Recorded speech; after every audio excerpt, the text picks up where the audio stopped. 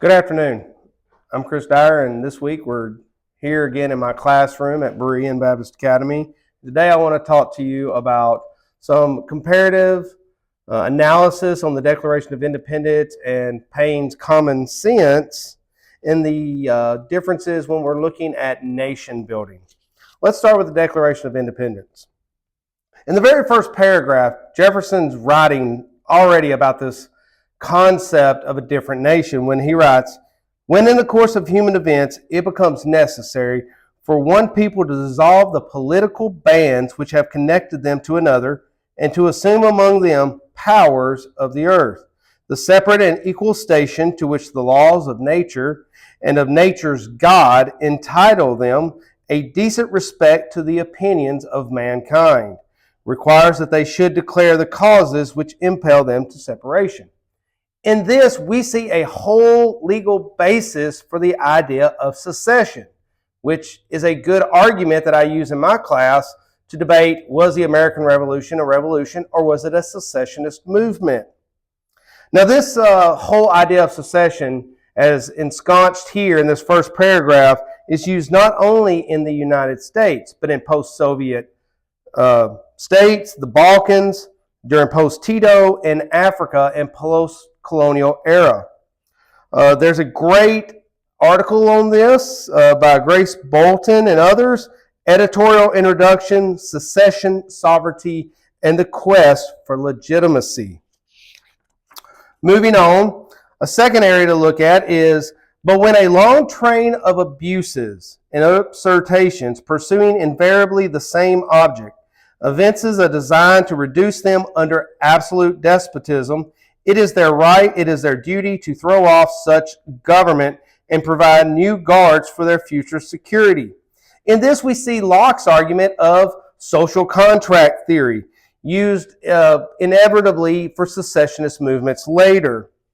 Locke writes, "Absolute arbitrary power or governing without settled standing laws can neither of them consist with the ends of society and government, which men would not quit the freedom of the state of nature for and tie themselves under. It cannot be supposed that they should intend that they had a power so to do to give anyone a more absolute arbitrary power over their persons and estate. This were to put themselves into a worse condition than the state of nature, wherein they had a liberty to defend their right against the injuries of others, and were upon equal terms to force and maintain it."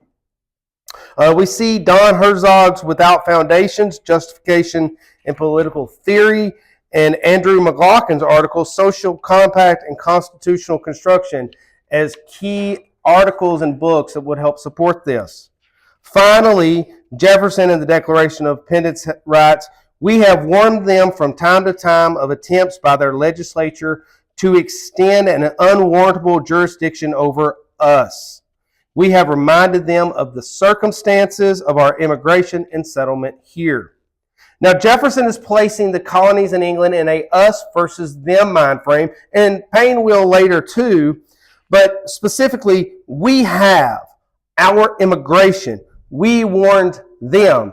He is setting up very distinct lines here. This dichotomy exists between the British Empire and the colonies. Now, looking into common sense, Paine writes, "I have heard it asserted by some that as an American hath flourished under her former connection with Great Britain, that the same connection is necessary towards her future happiness and will always have the same effect. The commerce by which she hath enriched herself, being Britain, are the necessities of life and will always have a market while eating is the custom of Europe." So this is an economic independence, an economic idea of American nationalism, that America, as long as there are markets in Europe needing food, America can provide. Another one is this continued us versus them notion. It has been lately asserted in Parliament that the colonies have no relation to each other but through the parent country, that Pennsylvania and the Jerseys and so on for the rest are sister colonies by the way of England. This is certainly a very roundabout way of proving relationship, but is the nearest and only true way of providing enemyship, if I might so call it.